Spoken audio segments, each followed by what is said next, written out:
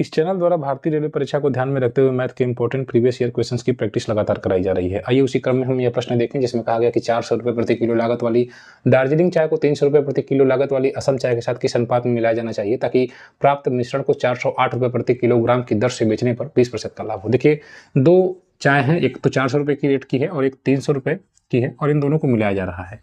और जब मिलाया जा रहा है तो जो राशि प्राप्त हो रही है मिलाने के बाद उस पर 20% लाभ लिया जा रहा है और उसके बाद 408 रुपये में बेचा जा रहा है। यानी कि यहाँ पर जो राशि प्राप्त हो रही है मिलाने के बाद उसको 20% एक्स्ट्रा बढ़ाया जा रहा है और फिर 408 रुपये में बेचा जा रहा है। तो ये वैल्यू कितनी है पहले आप ये निकाल लीजिए।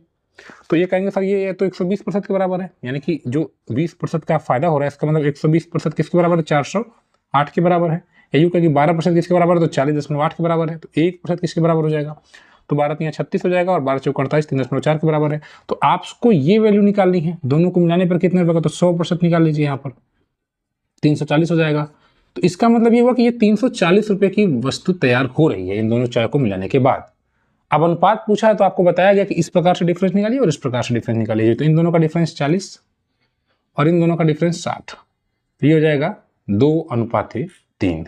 2:3 का यह जो अनुपात है हो जाएगा। तो यहाँ पर ये आंसर दिया हुआ है। तो अगर आप रेलवे की तैयारी कर रहे हैं तो इस चैनल को भी सब्सक्राइब कर लीजिए, क्योंकि लगातार हम पिछले वर्षों में पूछे गए प्रश्नों को कॉन्सेप्ट के सारे हल करते हैं। धन्यवाद।